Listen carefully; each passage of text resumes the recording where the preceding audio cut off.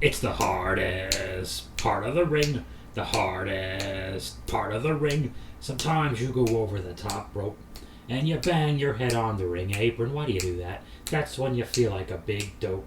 They're the worst bumps you can be taking. Oh, it's the hardest part of the ring. Hey, the hardest part of the ring. Sometimes you're distracting that referee because the babyface has your wrestler pinned. Then you get punched in a ring apron and you realize all the trouble you're in on the hardest part of the ring. The hardest part of the ring. No double cups. What's going on, Bob Squad? Why is this a day late? Because I had a show last night? Actually, I didn't have a show. I just plumb forgot on the hardest part of the ring. The hardest part of the ring. Ba-da-ba-da. Whoa, yay. Bob Squad, you are the Bob Squad. You are the Bob Squad. The Bob Squad. Bob Squad. Do do do do do do do do. Hey, whoa, yay! Bushwhacking our way through another episode. The Monday Night Raw, May 9th, 2022. Hulu edition. Hulu edition. Not limited enough commercial interruption. That's what we were talking about. Yeah, I could have just recorded this last night, but right before I went to bed last night, I said, hey, did you forget to do something? And I just flat out forgot to record the whole deal. And I watched the show, and then I ate dinner, and I started watching halfway through Lego Aquaman on HBO Max. Arguably the greatest film ever made, and I've only seen half of it, so it's doing very well. So that's nice. That's very nice. Been catching up on my Aquaman films. But speaking of watered down, we're talking about Monday Night Raw. So this show took place on May 9th, 2022. And some of you, if you've seen me maybe on the Facebook, it's a popular social media platform. Or the Twitter, it's a popular social media application people use to communicate with one another and be friends and get along and share laughs. On both of those, for the past decade and a half, on the 9th of every month, I always post or tweet, dude, tomorrow's already the 10th. And I do that, if anyone has seen Big Lebowski, that is what the landlord says to the dude before we find out at the end of this little scene that this person is the dude, or the Big Lebowski's landlord, and he wants his rent. And apparently the actor, Jack Kehlar or something, he's 70-something, apparently he died on the 9th, on this day. So he died on a day where tomorrow was the 10th. I will continue for as long as I can remember. I rarely forget on the 9th of every month. Once in a while I'll forget, it'll be the 10th, and I'll be like, oh, damn it. And I'll cheat, and I'll be like, today's already the 10th. But I usually remember pretty good. Dude, tomorrow's already the 10th. So how about that? Tomorrow was the 10th. And in theory, I like to think he could have said it one last time. Everyone's dead, or they're dying, or they're gonna die. Just death and sadness. Nothing waiting around a corner for every one of us but the icy hand of the Grim Reaper while the hounds of hell are baying for our soul. Matt Riddle has a scooter. So RK Bro, Riddle, and Orton, they come out here and they talk for a very long time. Oh, I forgot, actually, the show does not open with that. The show opens with Hulk Hogan body slamming Andre the... Hang on. Giant. Okay. He body slammed Andre the Giant, according to my notes. And RK Bro talked for a while, and they said things. They said they failed to beat the Usos and Roman at WrestleMania Backlash. How fun. And the Street Profits have red cups with nothing in them. And they're heels again this week, we think. And they challenge RK Bro to a match. We have a commercial break. Not limited enough commercial interruption break. And this match happens. And the RK Bro team defeats the Street Profits. RK Riddle does the RKO instead of Orton, and he catches what's his face?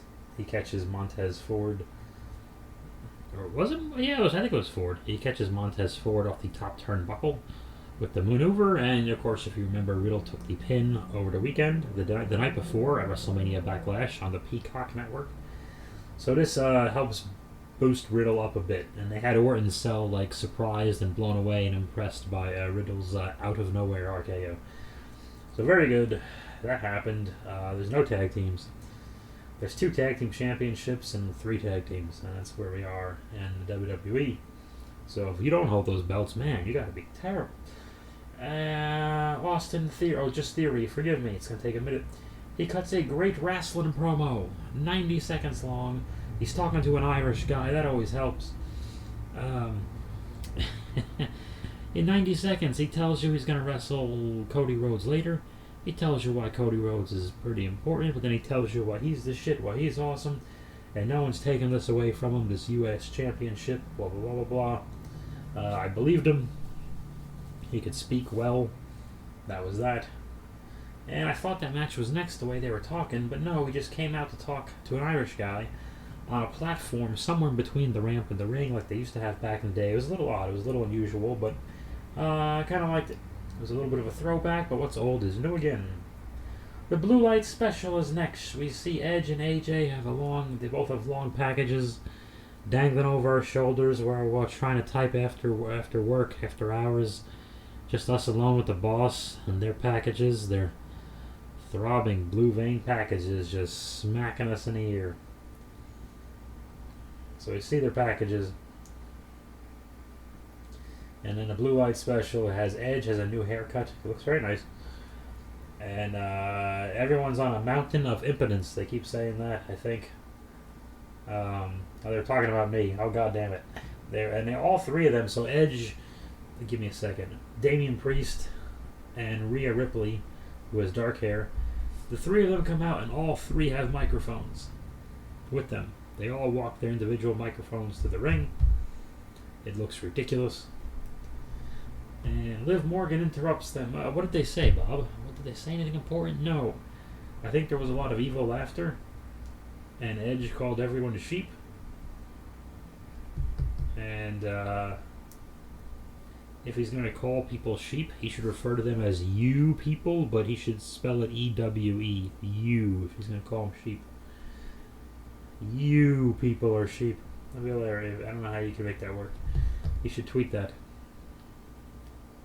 But Liv Morgan wasn't sheepish because she interrupts the Blue Light Special. I think the name of the group is Judgment Day, which used to be a pay-per-view. And now it's just waiting around the corner before we all die. Blue Light Special is interrupted by Liv, who challenges Rhea Ripley to a match. When they have this match, nothing to write home about, and again, why would I bother my mother with this information? Rhea Ripley wins by submission. You knew that was a match they were going to get out of the way, and it wasn't going to be like a feud when you saw Rhea turn. I don't know, Edge did all the talking for the group. Edge talked, Damian Priest talked, LOL. Rhea Ripley talked, and Edge talked again, and that's when then Liv Morgan interrupted, and they had a match.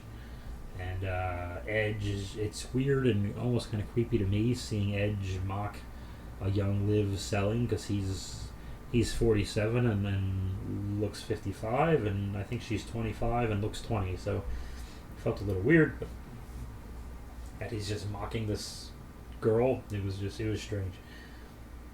Anyway, what happened? Oh, and then they, after Rhea Ripley beats her, they beat the shit out of her. Well, she beats the shit out of Liv. She puts the hold back on, and something happened. Oh, I think Finn Balor, his music interrupted, and the second Finn's music hit, this was funny to me. Edge and Rhea do the dramatic head turn right away, but Damian he was like a second behind them, so he just kind of looked confused and dumb. And this leads to Finn Balor wrestling Damian Priest, because Edge isn't going to wrestle on Raw. So this means everyone who feuds with Edge, they're going to wrestle Damian 14 times, and Finn does. Finn and Damian have a very forgettable match. There was a spear out of nowhere. Yeah, so Edge jumps in there and spears Finn. And they do a DQ, and they're beating down Finn. I guess AJ Styles probably ran in, and they probably chased him off. I forgot to take notes, but I'm guessing Even though I saw it yesterday, I forgot. That's probably what happened. MVP and Omos are inside the MVP lounge thing. And the carpet, it was black, I think, and they have furniture. And Cedric Alexander interrupts him, and I kind of started fast forwarding because this was boring. Yeah, I didn't listen to what MVP said about Omos beating Lashley. I didn't listen to what Cedric Alexander was saying. Lashley eventually runs in. He throws security guards all over the place who know how to take wrestling bumps, which is convenient. And Omos and MVP leave. I think Omos takes a clothesline over the top rope, if I'm not mistaken. And Lashley beats up Cedric, I guess. I forgot again. Sonya Deville is backstage with Adam Pearce. And Adam Pearce is also the name of a guy who used to be my roommate in Ocean Beach, San Diego from 2007 to 2008, like a year. He was a landscaper from New Hampshire, but he was surfing in San Diego for a bit. That's not important right now. Thing is, the Adam Pearce, the actual commissioner guy, when he was a wrestler, I've seen him wrestle like a couple of times in at the SoCal Pro in northern San Diego County a few times. How about that? Sonya Deville is mad at Adam Pearce, and then Adam Pearce tells her that, you're an in-ring person again. You're not a blah blah blah. You're not an official tonight, and there's other news. And anyway, you have to wrestle a mystery opponent, but I'll tell you who it is anyway, or something. And Sonya demands to know who it is, and Adam starts to tell her, but she interrupts him and doesn't want to know suddenly. That made no sense. And then what happened here? So Alexa Bliss returns after not seeing her since January or February when she had the same therapist wear the same suit 9 weeks in a row. She returns and she still has the Lily doll because it sells, but she has her old music and she's in a newer version of her older getup, but just with the creepy doll, which makes no sense, but people are buying it. She says nothing. She smiles. She's all-American good girl, and she beats Sonya Deville in 2 moves because Sonya just found out she's fired as an official, but still an in-ring competitor.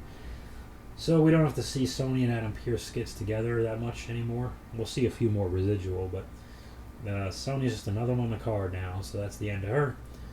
And Alexa Bliss, just no rhyme or reason. Sonya turns into a DDT. Alexa hits her splashy thing off the top. 1, 2, 3. Sonya, thanks for coming. Ezekiel is here, and he has tassels. And Ken Owens, who is Kevin Owens with a gray beard and a gray hair wig, says he's the older brother Ken of Kevin Owens, and he isn't. That is false. But then he rips the wig off and says it was him the whole time anyway, and the Alphas helped Kevin Owens beat up Ezekiel. I don't know where they're going with this. Kevin Owens went from the main event of WrestleMania in a match with Steve Austin to have it barely mentioned, because the next night Austin did the stunners to Vince, of course. So the fact that Kevin Owens main evented at WrestleMania against Stone Cold Steve Austin, one of the most fun things ever, never gets mentioned, and immediately, 2 days later, that Monday, he starts in with the Ezekiel thing. God, he's all over the place. Oh well. Adam Pearce is backstage again. Always a camera on this guy. He's talking to Asuka, and Becky interrupts. And Becky and Asuka yell at each other, and they call each other babies. And Becky said something comical. She said Asuka gets if Asuka gets a they call it a champion contenders match. It makes no sense. Basically, Becky says if Asuka wrestles the champion in a non-title match and pins the champion, she gets a title opportunity. That makes no sense. Which is funny to me because it's the only rule on the show that makes any sense. And she said it in such a snarky way that I'm like, you are so Irish. Okay. So an Irish guy is talking to Cody Rhodes, and Cody Rhodes says something about being Cody Rhodes. So Becky's barely on the show. Actually, no, she does commentary later for a match. Cody Rhodes wrestles Theory for the U.S. Championship. And they gotta show off their packages. They gotta put their package on a table and make everyone look at their long package. Seth Rollins is always on this show, seemingly every other segment, all the time, forever. So of course he's nowhere to be seen up until this moment. And that's fine. Dollars to donuts, you can predict Seth is running out to interfere, and they want the full surprise reaction they think they're going to get. Except, as well done, as great as their packages look, LOL, the package itself exposes the business. The fact that you're reminding me for 3 minutes that Seth Rollins got screwed over by Cody Rhodes the night before with a hook of the tights, and that you're showing me Seth's butt crack over and over. The very fact, hold on a second, pardon me.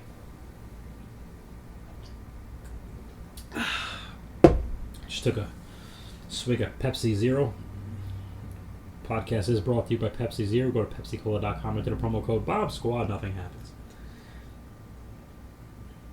The very fact that you're showing me the package, look, see how angry Seth should be?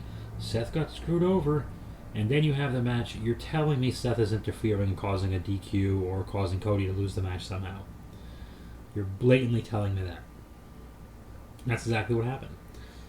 Now, if you don't show the package, yeah, dollars to donuts, I could probably guess that's most likely what's going to happen, especially because we haven't seen Seth since. But the live wrestling crowd, again, I've mentioned it before, these people are idiots. They're smelling like nachos. They forget. They don't have brains. They don't understand things. They got the memory of goldfish. They're just so stupid. They could have been fooled by it. But no, now no one's going to be fooled by it because you blatantly reminded us Seth is probably going to be mad at Cody.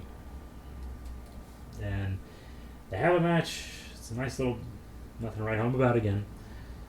Seth runs in and attacks Cody, and there's a DQ, and Theory leaves with his championship belt, and that's that. So you gave it away because you got to fill time. So that's what happened there. Bobby Lashley wants Omos in a cage next week because he really hates Omos, but he hates the viewing audience even more. Yay. Can this be over? Becky enters to do a commentary, and Asuka and Bianca Belair have a championship contenders match. They have a non-title match as the main event of Raw. Both are very athletic. With two baby faces, you really can't get behind them. They didn't wrestle for very long, and they really, especially with Asuka just getting back, with two baby faces, you really don't want them not having a long knockdown, drag out, slugfest, beat the shit out of each other match anyway.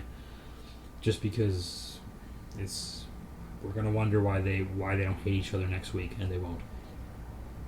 Anyway, Becky, the deal is if Asuka wins, she gets a shot at Bianca. Becky interferes. Bianca's doing a handspring. She's inside the ring doing a handspring off the ropes. Becky's at the ring apron, it's the hardest part of the ring. And she pulls Bianca's hands and trips her up, and then it beats up Bianca. And there you go. And then Becky walks in or whatever, and she gives Asuka her finishing maneuver. So Becky beats them both up essentially after spending all the time on commentary, belittling them on commentary. She buries them verbally, and then she buried them physically, and then she left. Yeah, there's building heat, but after a while, it's like they got to get something on you. Becky's gotten so much over on so many people, she's bulletproof for a while. Seth is bulletproof. Look how bulletproof. Jesus, look at Ken Owens. Look at Kevin Owens. Look what he's doing. They have his character obsessed with a character that makes no sense. 2 days after main eventing WrestleMania with the return of Stone Cold Steve Austin, if that makes any sense. These characters, Kevin Owen, and again, Seth's segment is back to back with Becky's. It's been 90 times in a row now. I don't think I'm being a conspiracy theorist here. But the more things change, it's refreshing to have Cody as a new face on a thing. It's refreshing when Roman shows up to Raw, honestly. Just because it just looks different. I know, it's a 3-hour show. Maybe stop firing people. That would help. I get it. The Alphas are tied to Ezekiel. Ezekiel's tied to Kevin Owens. So it's going to be Ezekiel versus some form of the Alphas here and there. Until eventually they do this match. And then what? Like, win, lose, or draw, what does Ezekiel do after this? Argue with another heel that he's not Elias? Where is this going? Owens will bounce back. He always does. But, oh well. That's all I got. Bob Squad. Oh, it is a short one. I'm sorry about that. There's not a lot to say. There's nothing I can do. It's a total eclipse of the heart. I'm a little disjointed. I just watched on Instagram because I don't see AEW on TV. I watched this bananas bump that Darby Allin jumped off like a 20-foot ladder on top of Jeff into 2 rows of 4 chairs, I guess 8 chairs, that all facing each other, completely killing himself and Jeff. And I'm watching Jeff do this crazy bump from the top turnbuckle onto the edge of the stairs, which are turned horizontal. It just, someone's gonna die on the goddamn program, and it's bumming me out. And it has nothing to do with Raw. No one's gonna die on Raw, but it's just like, what are wrestlers doing? What do we have to do to entertain people anymore? It's too much. They're killing their bodies, and they're making less money. It's like that everywhere in all entertainment. It's yikes! This is a downer. I don't want to get into a whole spiel about comedy and yada yada yada. Where's it all going? I don't know the answer. I'm just one Bob, being the best Bob I can be. Once again, the Sun Bob, the Batman versus the Snake Eyes, is up. I'm gonna let me take a sip of Pepsi Zero. I want to say something else about it.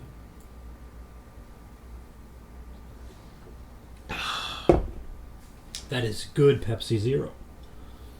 And I didn't taste any sugar. You know why? Because there isn't any. It's 0 sugar. It's so good. Tastes just like regular Pepsi. But here's what's not good. What was I talking about? God damn it. What was I going to talk about? Something was on my mind. Oh, shit. What happened to me? The Batman versus the Snake Eyes. Yes, once again, I thank everyone who watched it. I have a confession. Because I've said many times in the past, and every time I've said this, I've meant it. I never lie. That I didn't care about the number of views, because all the views were quality views, and every time I said that, I meant it. With that said, I've hit a point, especially with this one, because I am proud of the quality of this work, and man, this might have actually been, I don't know if it was as much work as the Transformers. I mean, the Transformers one was a record breaker for tediousness, I think, but doesn't necessarily mean it was the best. I don't know about that. But what's the thing at like 60, I think 60 views I have. 58, 59, 60 views for it. Just being honest, there's a part of me where it's like, I can't break a hundy with this goddamn thing. Where do I show it? Who do I show it to, I guess? The people need to know about it. I understand that. I understand that very well. But then you get to a point, like, I don't know, everyone's got their own thing going on. Oh well, what can I tell you? But I am happy with the outcome, and I'm not going to stop making these things. But I'm burnt. I'm just burnt out. I need a break. I want to do one with Aquaman. I want to do one with the Flash, and then I'll do another Motu one later this year. But for like at least the next 2-3 weeks, 2-3 weekends, I don't want to touch any of them. I can't even look at some of those toys that were in the thing. I'm like, I need time. If I start making anything now, it's going to be crap, and that's not good. because it won't be good and I won't like it. So that'll be a waste for everybody. So that's that. Alrighty. So I thank you, Bob Squad. Oh, if you're a wrestling fan and you don't usually, if you're just listening to this for the wrestling, what I was talking about was on my channel. Find the playlist called Sunbob, I think G.I. Joe Adventure or something like that. And I make these part stop motion, subtitle, kind of cartoony, comic bookish stories with the action figures. And I have a wonderful I have a wonderful crew who enjoys them. So hope you do too if that's your thing. If it's not your thing, well then the best I can tell you is I don't care if it's a power bomb. I don't care if it's a suplex. I don't care if you're falling off the top turnbuckle. Do not hit your head on the ring apron because it's the hardest part of the ring. The hardest part of the ring. Sometimes you get trapped in a headlock. You're worried about smearing your lip gloss. You shoot her off and take a shoulder block. Do the leapfrog, give her the hip toss. On the hardest part of the ring. Hey, the hardest part of the ring. Ba-da-ba-da.